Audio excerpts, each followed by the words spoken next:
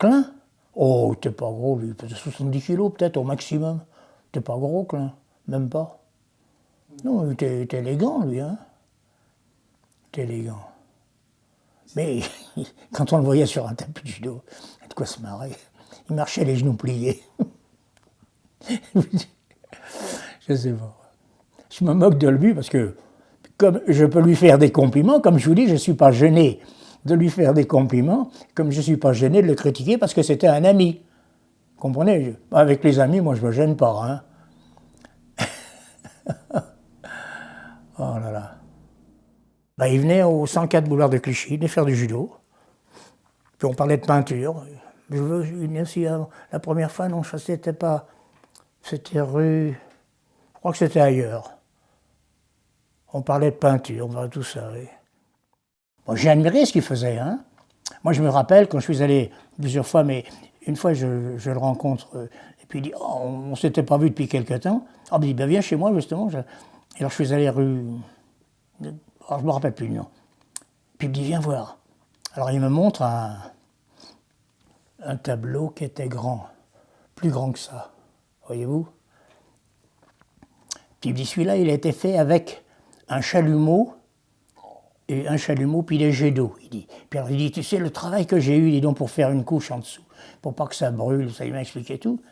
Il me dit, qu'est-ce que tu en penses? Je dis, moi, je trouve ça formidable. C'était formidable, d'ailleurs. Formidable. Et puis il avait un tableau, un bleu, comme il faisait, et il me dit, regarde bien, tu verras, si tu te mets assez loin, tu ne pourras pas fixer ton regard sur aucun point du tableau. Je dis, c'est vrai ça, oui. Il dit, c'est d'ailleurs pour ça que les curés ou je sais pas quoi l'ont nommé, il a plus... Voilà. Il dit, alors pour la méditation, c'est formidable. Et j'ai dit, oui, c'est vrai. Alors ça, c'était vrai. Ça, là-dessus, c'était oui. Voyez-vous, ça, c'était une qualité. Mais il n'avait rien pigé du judo.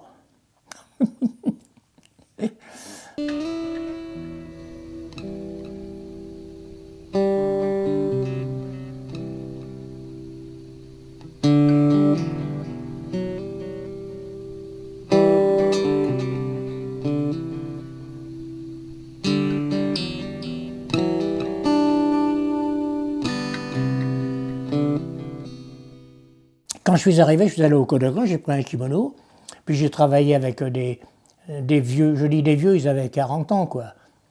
Mais qui étaient 6e, 7e dan, je dis, ils sont pas terribles, hein. Et puis j'ai eu un 5e dan qui était bien, puis je l'ai balancé avec un arrêt gauche et à gauche. Mais je vais vous dire l'histoire qui est drôle, c'est qu'après je me suis tapé des ceintures marron, l'équivalent des petits ceintures marron, qui m'ont balancé, moi alors, mais comme de la crotte de bique. Comprenez? Alors j'ai dit, c'est pas sérieux ça. Ce qui était sérieux, c'était eux, mais pas les vieux. Voyez-vous? Alors là, j'ai dit, tiens, il y a une gamique là-dessous, il y a quelque chose. Et effectivement. Vous savez, c'est comme dans l'armée, un type, il peut être général, puis il n'a jamais été sur un champ de bataille. Hein? Ben là, les dames, c'est pareil.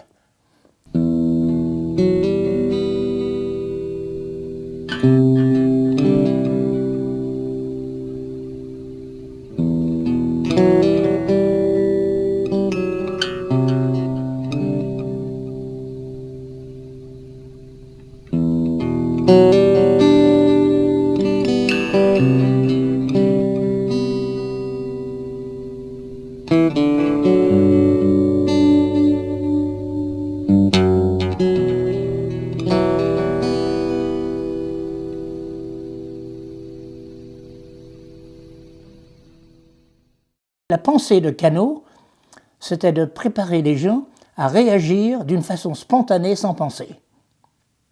Voilà. Ça, c'est la base du judo. Vous lui mettiez une ceinture noire devant lui, voyons, qui était un petit peu barragé ou quoi, il n'existait pas. Non. Non, il n'avait pas pigé ça. Puis alors il apprenait par cœur tout, bien, oui, d'accord, tous les katas, tout ça, oui. Ça, certainement, ils sont certainement très bien. Je crois que c'est ça qu'il n'avait pas compris, que le corps pense. Il n'avait pas compris ça. Vous le comprenez ça, vous? Bon, ben lui, il n'avait pas compris. Alors, il pensait, il créait tout ce que vous voulez, mais son corps ne pensait pas. Je crois que c'est ça la différence, voyez-vous. Alors il avait des idées qui étaient très belles. Je vous dis, moi j'ai apprécié ces tableaux, loin de le dénigrer. Hein. Mais alors quand il apprenait le judo, il apprenait un mouvement, et puis il disait, c'est sa tête qui lui disait à ses jambes de faire ceci et ça. Mais il n'avait pas compris que le corps pense. Et quand vous avez éduqué votre corps à penser, ben, c'est lui qui prend la décision. C'est pas vous qui prenez la décision. J'ai trouvé un bel exemple d'un savant. Je vais me faire des gros savants, pas des petits, hein, parce que sinon, pas d'erreur. Berthiauze, il est professeur au Collège de France. Il a écrit un livre il y a pas tellement longtemps. Et il citait l'exemple, son livre c'était Le sens du mouvement. Il citait l'exemple il dit, regardez, une femme qui est à la cuisine, elle va soulever une bassine qui fait 30 kilos, hein, admettons. Donc il faut qu'elle soit bien équilibrée pour soulever 30 kilos. Eh bien il dit, écoutez bien, elle va poser ses pieds au bon endroit, c'est-à-dire que ses pieds vont choisir la place qui convient avant que sa tête ait décidé quoi que ce soit. C'est ses pieds qui décident. Vous trouvez ça formidable, hein? Et c'est vrai. Le corps pense, mais il pense d'une autre façon. C'est tout qui pense ensemble. Et c'est ça le judo. Et c'est le gros avantage du judo d'ailleurs.